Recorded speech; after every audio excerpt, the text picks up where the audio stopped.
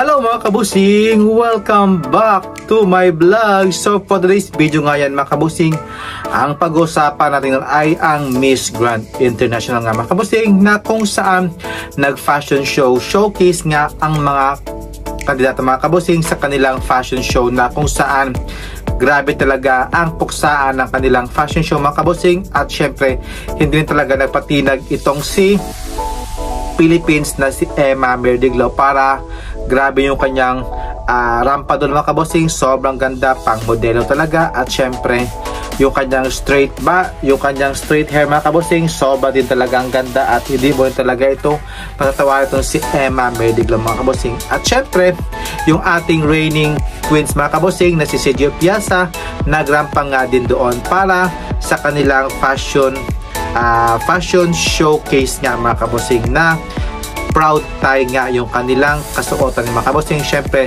different kasuotan niya mga kabosing, at yung kanilang mga suot doon na galing sa Thailand mga kabosing, yung kanilang sino-showcase nila para ma-represent yung mga Thailand kasuotan, Thailand Thai designer nga mga kabosing yung in short. Kaya grabe yung mga nag-stand out mga kabosing. Andyan din si Venezuela, yung hindi talagang nagpakabog dito si Pero, kahit naka-wheelchair mga kabosing, todo bigay itong pag-aura-aura. At syempre si Mexico yung nagkanyang tulak sa kanyang wheelchair nga. At syempre si Philippines mga kabosing, hindi siya nagpakabog.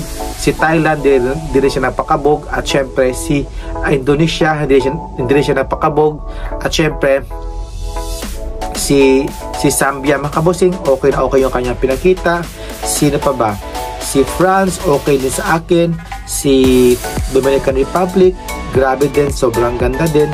At syempre lahat talaga mga kabosing ng mga kandidata is nag-shine talaga, at binigyan talaga sila ng spots para maka fashion rampa nga ito sa runway ng Miss Grand International mga kabosing. At syempre si Nawat, andoon din siya para makilala talaga kung sino talaga ang umangat. At syempre nag-stand out talaga sa kanilang fashion show nga mga kabosing, na ginanap nga doon sa Blueport, Huain mga kabosing. So ito para may pakita yung kanilang creativity and elegance nga. At syempre nga mga kabosing, dadako naman tayo sa Miss Asia Pacific, na kung saan coronation na nga mga kabosing ng Miss Asia Pacific International. At sino kaya dito ang mag-uwi ng corona? At syempre si Anita Rose Gomez nga ang ating pambato dyan, para masungkit ka ang Miss Asia Pacific International. At syempre mali natin siya yung makakuha ng corona. At syempre top 5 nga itong si Anita Rose Gomez, kasi deserve naman talaga ang spot na makapasok sa top 5 si Anita Rose Gomez. Depende lang yan mga kabosing sa mga organizer, at syempre sa may-ari kung sino talaga ang ipapanalo nila. At syempre magiging represent ng Miss Asia Pacific International. So ayan, please watch nga mga kabosing.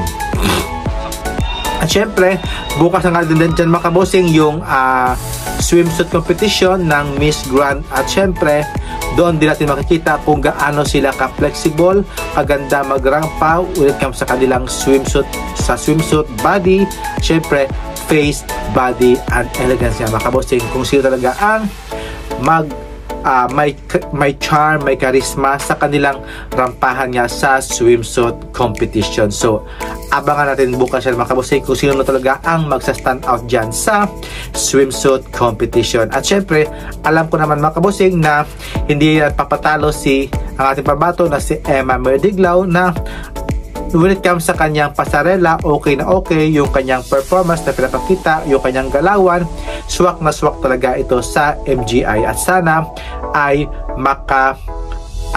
arangkada siya sa swimsuit competition bukas nga. Basta keep fighting lang kay Emma Merdiglaw. At syempre yung mga malakas na mga kalaban like si Venezuela, si France, si Spain, si Thailand, si Indonesia, sino pa ba? Si Dominican Republic, Peru, Guatemala, Ecuador, lahat yung mga kabosing, si Brazil, Colombia, lahat mga kabosing is sobrang lakas yan mga kabosing. Maraming salamat mga kabosing, and thank you for watching, and see you in my next vlog. Keep safe po, and sawadee-ka. Shukran mga kabosing. God bless and good night. Bye bye. Subscribe please. Mwah.